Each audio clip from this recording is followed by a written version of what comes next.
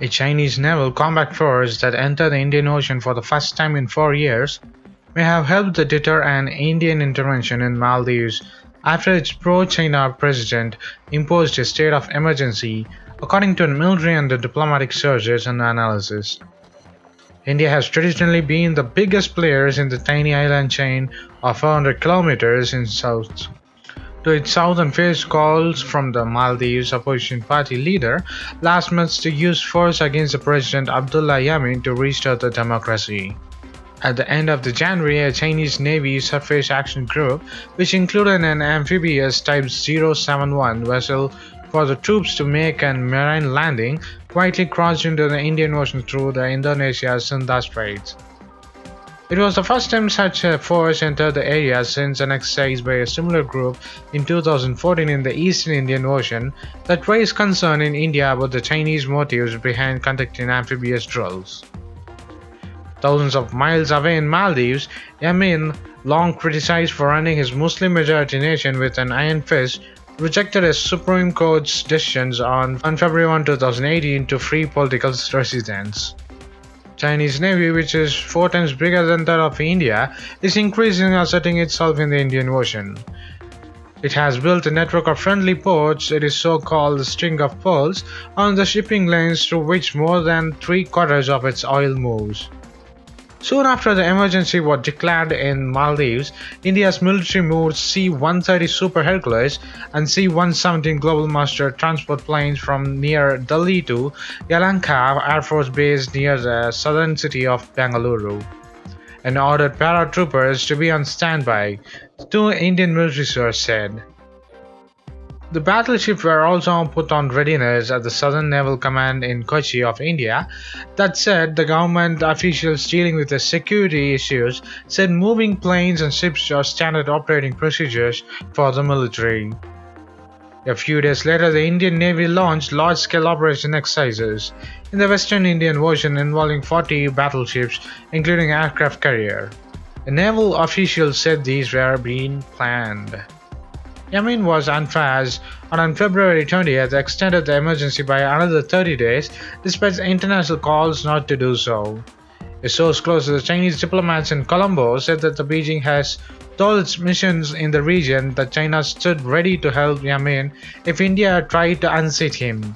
The source was not clear whether that included the military help. A diplomat at the Maldives embassy in Colombo said Beijing has been given the chance to assurance of support Yameen's government. A second diplomat said China had been dragged into the political crisis by the Maldivian oppositions, which accused Beijing of grabbing some of its islands. Throughout the crisis, the Maldivian government was in continuous contact with the Chinese embassy in Mali, and China was informed about the Yameen's every move, including the state of emergency, well in advance, said the diplomat. The Chinese interest is purely commercial, Maldives Minister of Fisheries and Agriculture, Mohammed Chinese said. They have also invested a lot and they have to protect their investments. So what do you think of India and China getting ready for a battle in Maldives? Will there be any diplomatic talk, or will there be any battle between the three triangular countries in the crisis of Maldives? In Mumbai, the US Treasury has said that it would keep a watch on India's increasing foreign exchange reserves as the main strait continues to accumulate the dollar to arrest the appreciations of the rupee. The Treasury will be closely watching or monitoring India's foreign exchange and the macroeconomic policies, said the Treasury in a report titled Foreign Exchange Policies of Major Trading Partners of the United States. The report was submitted to the US Congress.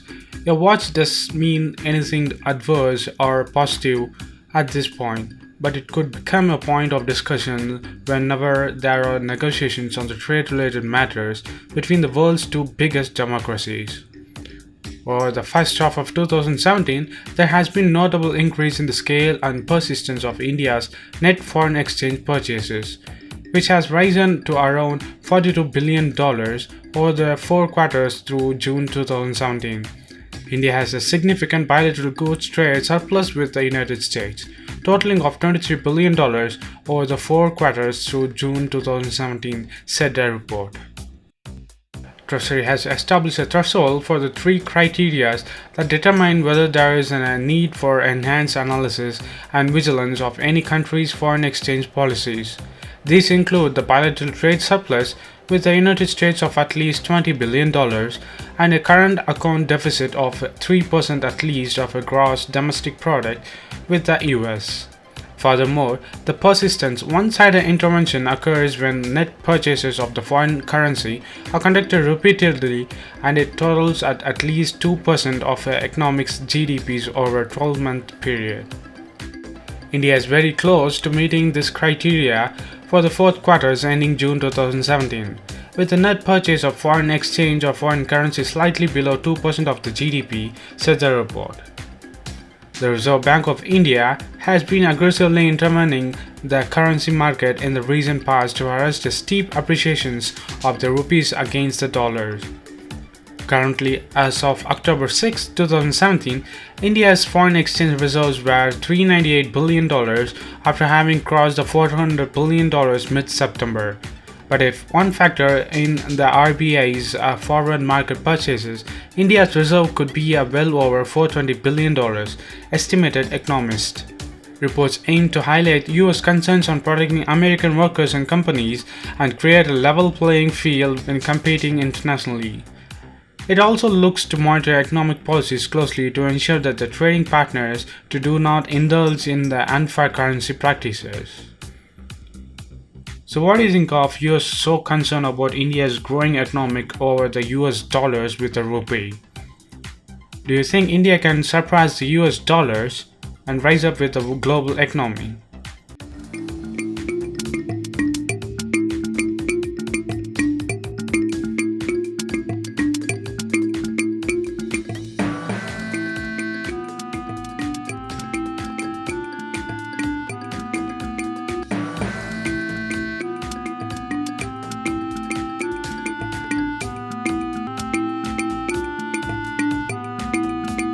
Triển năng lượng tái tạo tôi nghĩ là vô cùng quan trọng và rất là cần thiết hiện nay. Việc triển khai cũng như tài trợ cho các cái dự án, đặc biệt là các cái dự án về thủy điện cũng như là một số các cái dự án liên quan năng lượng tái tạo khác là một cái lĩnh vực rất mới ở đây Việt Nam. Trước đây thì hầu hết là dự án lớn như này là do các cái doanh nghiệp nhà nước Việt Nam tham gia. Nhưng bây giờ thì với cái chính sách của chính phủ cũng như cái sự hỗ trợ của hệ thống ngân hàng Việt Nam mà SHB cũng là một thành viên trong đó thì cũng đã có những cái mà tài trợ vốn cho những cái dự án của các tư nhân như vậy.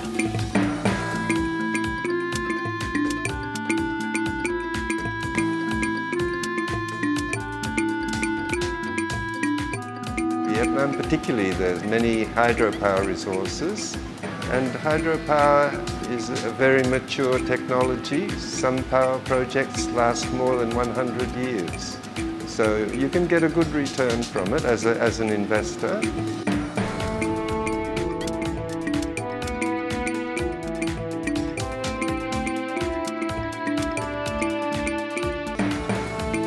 Trước không có điện thì rất là khổ, nhưng từ ngày có điện ở đây thì bà con rất là tiện lợi. Nó tốt hơn rất nhiều cuộc sống trước kia. Công trình thì qua đây thì cho bà con sâu đường, năm ngoái thì cho cây ngô, cho bà con trồng thì được thu nhập. Em bán ngô, em mua một cái máy giặt, xong là mua một đàn dê để nuôi, để thu nhập cho gia đình, mua sách vở cho con học. Chúng tôi cũng rất nhiều các cái kinh nghiệm trong quá trình triển khai đánh giá các cái dự án và mình thấy được cái tiềm năng phát triển và tài trợ vốn cho những cái dự án trong cái lĩnh vực này, và thấy rằng với cái tiềm năng như thế thì cái việc mà chúng tôi giải ngân vốn vào đó mình cũng góp phần là phát triển thêm cho cái mảng đó.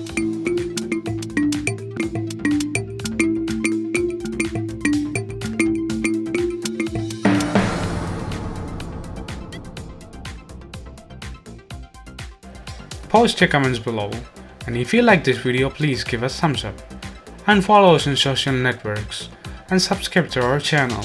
And thanks for watching. This is WC Daily. Think big, think different. Bye.